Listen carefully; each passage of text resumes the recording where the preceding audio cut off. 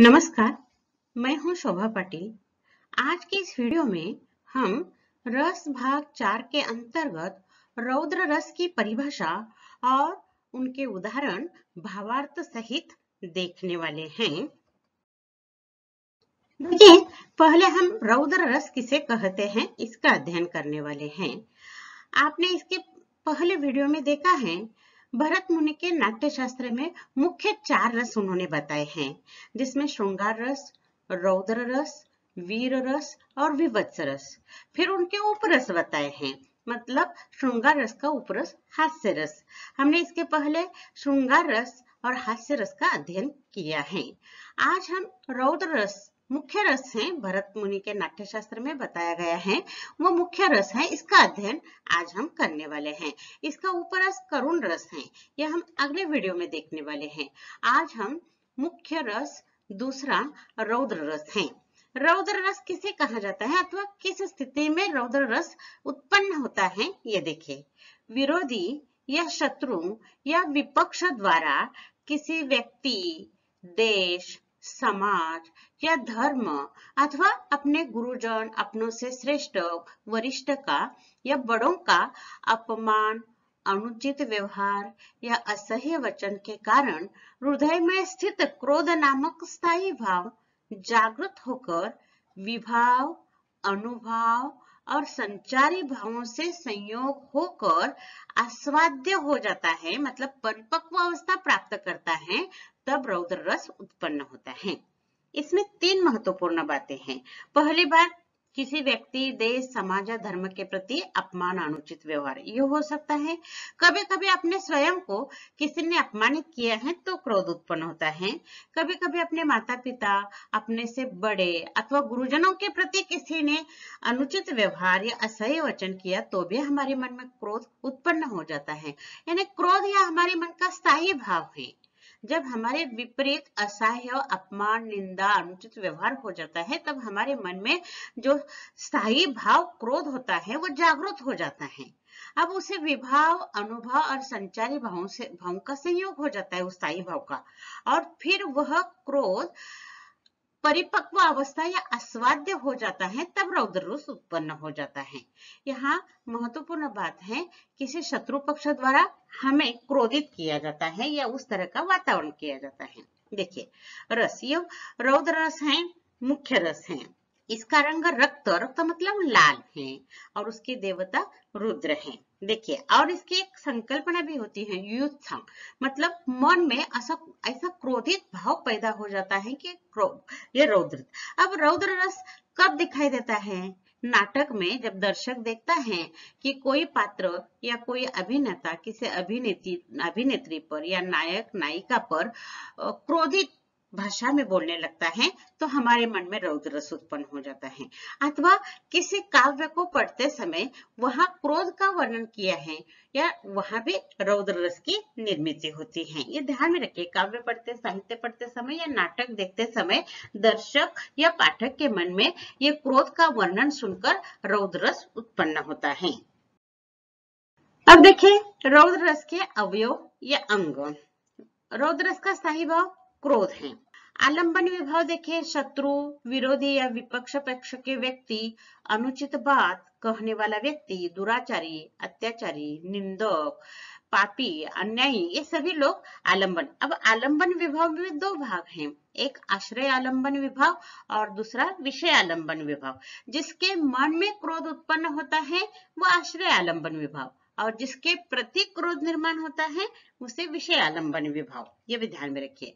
उद्दीपन विभाव देखिए, शत्रु द्वारा किए गए अनिष्ट कार्य, अपमान, निंदा, अपकार, कठोर वचनों का प्रयोग, कठोर उक्तियां, दुष्ट व्यक्तियों का दुराचार, यह जो उद्दीप्त करता है, जो शत्रु पक्ष है उनकी ये जो क्रिया है वह मनुष्य के मन में क्रोध उत्तेजित करने के ये विभाव होते हैं।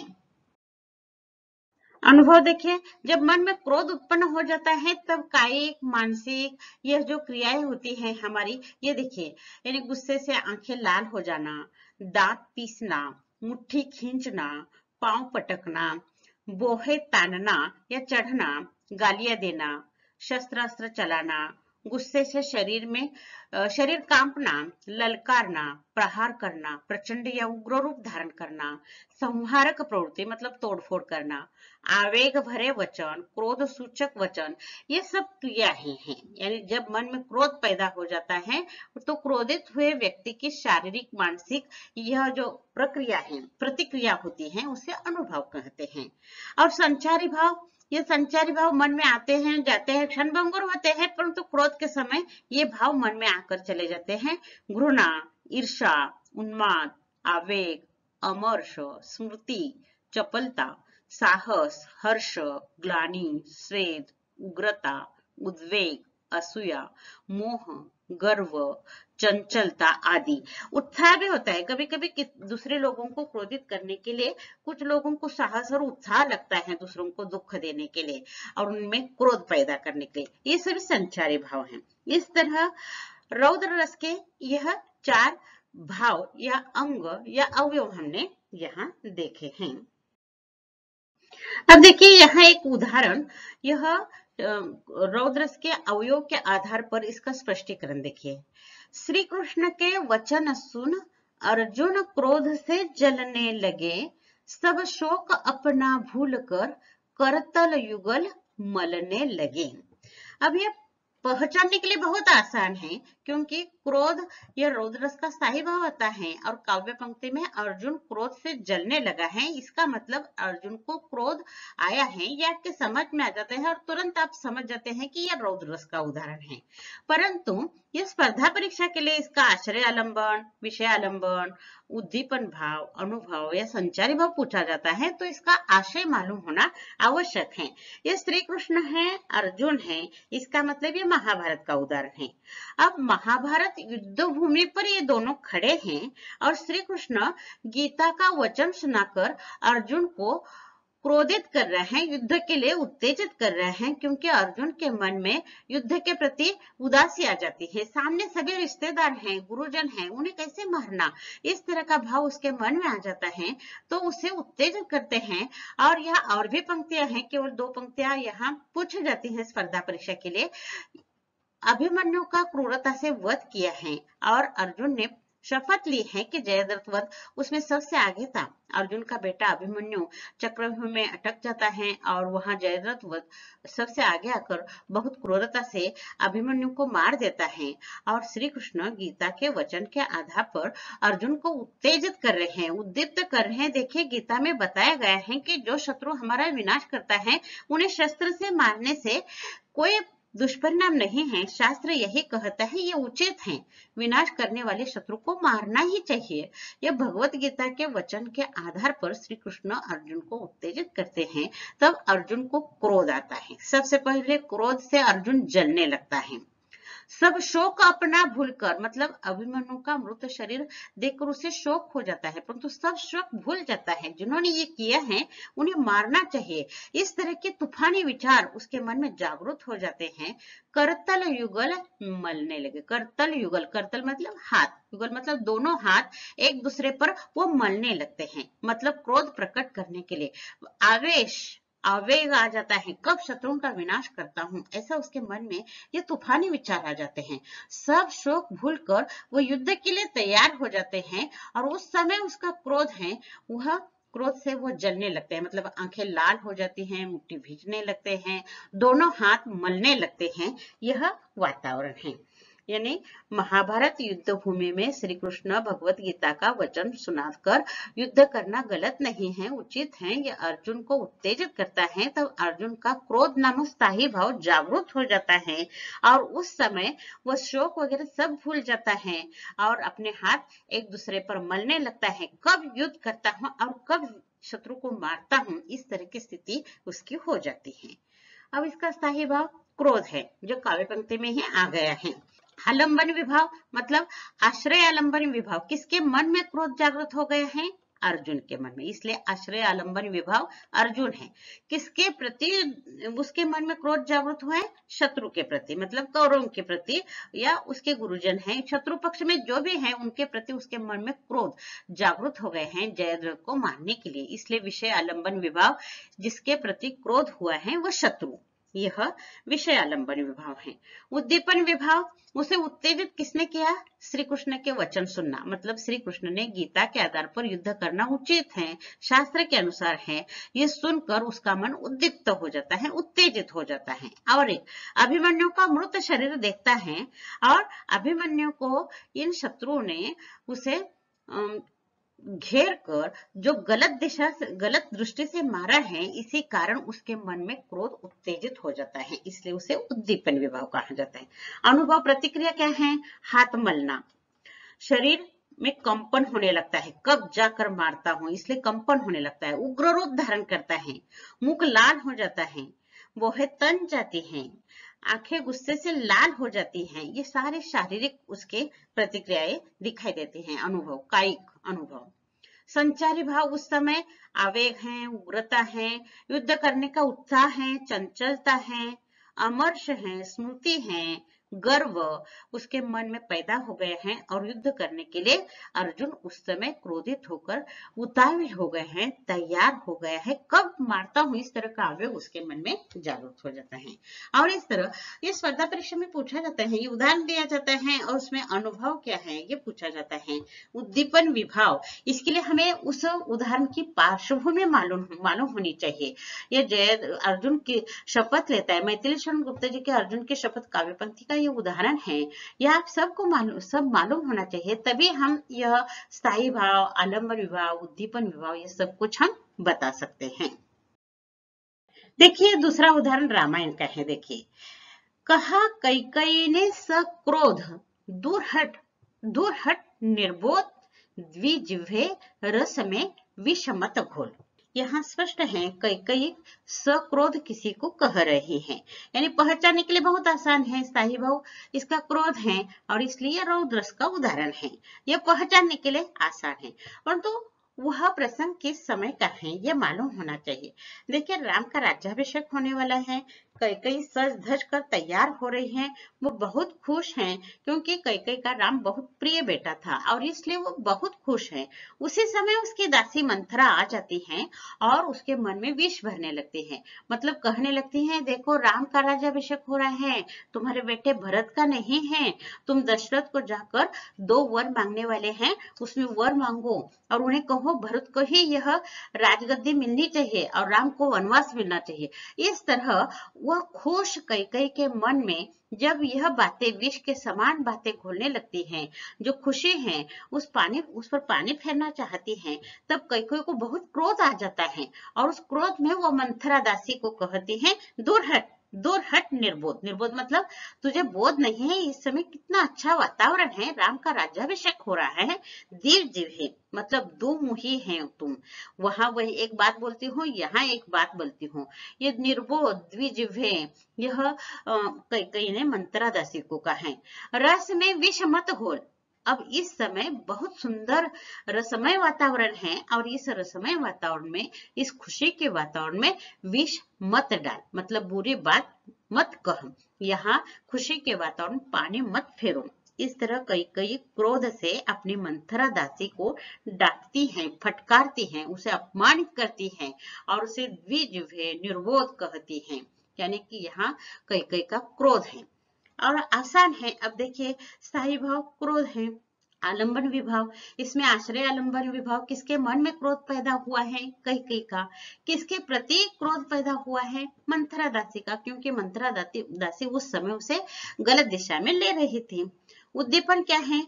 कठोर उक्तियां, निंदा, अपकार, अनिष्ट कार्य, क्योंकि उस समय राम का राज्याभिषेक हो रहा था, उस समय मंथरा दासी उसे कहती है, तुम्हारा भरत का नहीं हो रहा है, उसके बेटे का हो रहा है, यानी यहाँ राम की निंदा करती हैं और अनिष्ट कार्य करती हैं और इसी कारण कैकेयी के मन में क्रोध या क्रोध की भावना उत्तेजित हो जाती है। उस समय अनुभव कायिक है। देखिए, कैकेयी ने क्या प्रतिक्रिया दी है? आवेग भरे वचन है, दूर हट, यह क्रोध सूचक वचन है। निर्बोध, द्विजिह्वे, इस तरह क्रोध सूचक वचन वो बोलती हैं। उग्र रूप धारण करती हैं, वो है तानती हैं, आंखें उसकी लाल हो जाती हैं और शरीर में कंपन हो जाता है। सजने धजने वाली कैकेयी को जब मंथरा दासी उलट बातें, विपरीत बातें बताने लगती हैं, तब कैकेयी के यह कायिक परिवर्तन, यह कायिक अनुभव दिखाई देता है। गुस्से से लाल होना, बोहे तानना, शरीर में कंपन होना, क्रोध सूचक वचन बोलना, निर्बोध, द्विजवेह, विस्मत घोल, ये सभी अनुभव हैं। संचारी भाव आवेग, घृणा, ईर्ष्या, असूया, उग्रता, स्मृति, उद्वेग, चंचलता आदि सभी है। यानी कि मंथरा के मन में ये ईर्ष्या हो जाती है, असूया हो जाती है और वो कैकेयी को क्रोधित करती है। इसी कारण कैकेयी में ये उग्रता का भाव पैदा हो जाता है। और इस तरह यह महाभारत का कैकेयी का क्रोध का वर्णन है। और स्पर्धा परीक्षा में इसके अनुभव, उद्दीपन भाव पर्याय में दिए जाते हैं और उचित पर्याय आपको चुनना पड़ता है। इसलिए कैकेयी ने किसे सक्रोध कहा? तो दासी को। दासी कौन? मंथरा दासी। ये आपको इसकी पार्श्वभूमि मालूम होना आवश्यक है। और एक उदाहरण देखिए, यह सीता स्वयंवरम के समय का उदाहरण है। देखिए यहाँ जनक राजा हैं और जनक राजा के उस महल में या हॉल में वहाँ वह जो धनुष्य है, शिव धनुष्य, जो शिव धनुष्य तोड़ेगा सीता उसी को वरमाला पहनेगी, इस तरह की बातें वहां हो रही हैं। और श्री राम वह शिव धनुष्य तोड़ देता है। जैसे ही शिव धनुष्य तोड़ने की आवाज सुनाई देती है, वहां चारों ओर वो आवाज फैल जाती है और उसी समय परशुराम वहां उपस्थित हो जाता है। आपको मालूम है यह ऐतिहासिक पात्र है, पौराणिक। परशुराम बहुत क्रोधित स्वभाव के थे और वे आ जाते हैं वहां और जनों को वो पूछने लगते हैं कि तुम्हारे यहाँ सभा मंडप से ही शिव धनुष तोड़ने की आवाज सुनाई दी है। वह आकर वो कैसे बोलना प्रारंभ करते हैं, देखिए। अतिरिस बोले बचन कठोरा, कहु जड़ जनक धनुष कै तोरा, बेगी देखाऊ मूढ़ नत आजू, उल्टऊ मही जहां लही तब राजू। यहाँ परशुराम का क्रोध व्यक्त हुआ है।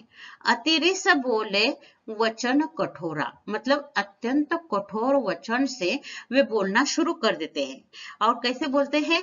अरे जनक, किसने यह शिव धनुष तोड़ा है? कहूँ जड़ जनक, जड़ मतलब हे मूर्ख जनक, किसने धनुष तोड़ा? कहो, बताओ।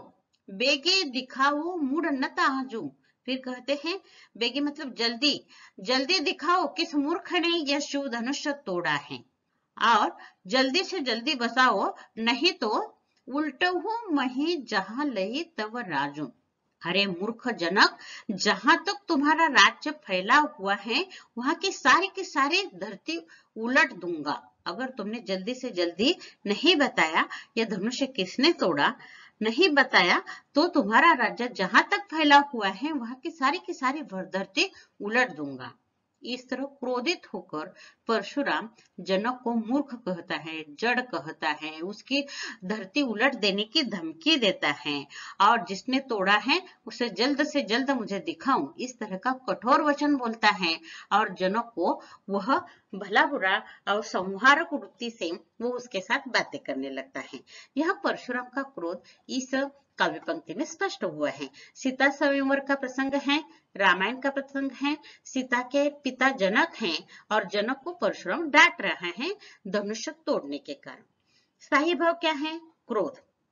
आलंबन विभाव में आश्रय आलंबन विभाव, किसके मन में क्रोध पैदा हुआ है? परशुराम। इसके लिए आपको इसका भावार्थ, आशय मालूम होना आवश्यक है। ये किस समय का प्रसंग है, किसने किसको बोला है? जनक तो हमें मालूम होते हैं, परंतु किसने जनक को मूर्ख कहा है, जड़ कहा है? तो परशुराम ने। इसलिए परशुराम के मन में क्रोध पैदा हुआ है, इसलिए आश्रय आलंबन विभाव परशुराम है। किसके प्रति क्रोध प्रकट किया है? यानी विषय आलंबन विभाव, जनक के प्रति। उद्दीपन विभाव क्या है? कठोर वचन, यानी अतिरिस बोले वचन कठोरा, कठोर वचन बोलते हुए ही परशुराम वहां उपस्थित हो जाते हैं। अतिरिस मतलब अत्यधिक कठोरता से वो बोलते हैं, इसी कारण क्रोध उद्दीप्त हो जाता है। अपमान, निंदा, अनिष्ट कार्य, धनुष तोड़ना अनिष्ट कार्य है और उसे अपमान लगता है, शिव धनुष किसी दूसरे ने तोड़ा है इसलिए उसे अपमान, यह उद्दीप्त करने वाला यह विभाव है। अनुभव क्या है? परशुराम जोर जोर से बातें कर रहा है, उस समय उसमें कायिक देखिए क्या क्या प्रवृत्ति दिखाई देती है। शरीर में कंपन है, मुख लाल होना, ललकारना, वो ललकारता है, किसने धनुष्य तोड़ा, मेरे सामने उसे दिखाओ, जल्दी दिखाओ। क्रोध सूचक वचन, जड़ जनक, मूर्ख जनक, इस तरह क्रोध सूचक वचन। संहारक प्रवृत्ति, देखिए जहां तक तुम्हारा राज्य फैला हुआ है वहां तक की सारी धरती में उलट दूंगा। यहाँ संहारक प्रवृत्ति, विनाश करने की प्रवृत्ति भी हमें दिखाई देती है। ये परशुराम के अनुभव है। कायिक संचारी भाव क्या है? आवेग है, उग्रता, उन्माद, गर्व है, अमर्ष, स्मृति, उद्वेग, चंचलता आदि संचारी भाव यहाँ हैं। यानी यहाँ परशुराम को क्रोध हो गया है, जनक पर हो गया है, क्योंकि जनक के सभा मंडप से शिव धनुष तोड़ने की आवाज सुनाई देती है। इसलिए जनक को जड़ जनक, मूर्ख जनक कहते हुए परशुराम वहां उपस्थित होते हैं और संहारक प्रवृत्ति से उन्हें भला बुरा कहने लगते हैं। इस तरह यह रौद्र रस का उदाहरण है। इस तरह हमने यहाँ रौद्र रस की परिभाषा, रौद्र रस के अंग और रौद्र रस के उदाहरण भावार्थ सहित स्पष्ट किए हैं। अब देखिए अगला रस लेकर हम अगले वीडियो में आएंगे। तब तक के लिए धन्यवाद।